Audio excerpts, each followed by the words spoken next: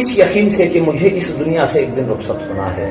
تو اسے اچھے کام، عبادت، سخاوت جو بھی ہے اس کو کرنا ہے۔ آپ صلی اللہ علیہ وسلم نے کچھ باتیں فرمائی جس کی وجہ سے انسان کو قیامت تک اس کے اعمال میں اجر و ثواب کا سلسلہ جاری رہے گا۔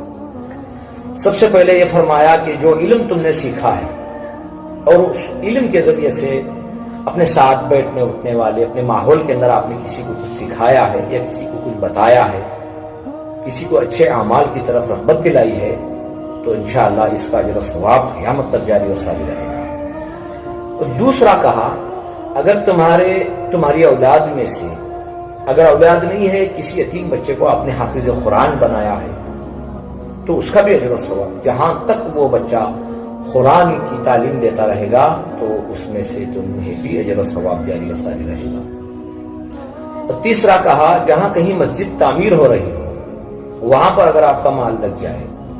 اگر آپ کے پاس مال نہیں ہے تو وہاں آپ کا وقت لگ جائے تو اللہ تعالیٰ اس کا بھی اجر و ثواب آپ کو ہمیشہ جاری و ساری رکھے گا۔ اور چوتھا جو ہے، جہاں بچے دینی تعلیم حاصل کر رہے ہیں، اگر آپ کا وہاں مال لگ جائے یا آپ کا وقت لگ جائے تو اس کا بھی اجر و ثواب آپ کی زندگی میں آپ کی انتقال کر کے جانے کے بعد بھی جاری و ساری رہے گا۔ اور پانچواں، حضور اکرم صلی اللہ علیہ وسلم نے فرمایا، جہاں کہیں پانی کی تنگی ہے، لوگوں کو پانی صحیح نہیں مل رہا ہے، تکلیف ہے، اگر آپ کے پاس مال ہے، کہیں آپ نے کنواں خرید دیا ہو اور مسلمانوں کے لیے صرف عام کر دیا ہو، یا آج کل کے دور میں جو بور ڈالنے کا جو سسٹم ہے، اگر آپ نے کہیں بور ڈالا ہو اور وہاں بہترین پانی نکلا ہو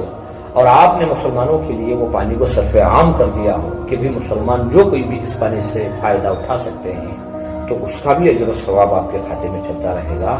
اور آخر میں ہمارے پیارے آقا صلی اللہ علیہ وسلم نے فرمایا، اپنی زندگی میں جو اعمال کرتے ہیں یا صدقہ کرتے ہیں یا خیرات کرتے ہیں، انتقال کے بعد بھی اللہ تعالیٰ اسی پرسنٹیج کے حساب سے آپ کے کھاتے میں اجر و ثواب کرائیں۔ تو بہتر ہے، دین کا علم سیکھنا اور سکھانا ایک بہت بڑی عبادت ہے، اور جہاں کہیں بھی لوگ یہ سلسلہ چلا رہے ہیں سیکھنے سکھانے کا، تو اللہ تعالیٰ ان کے اس کام کو قبول فرمائے۔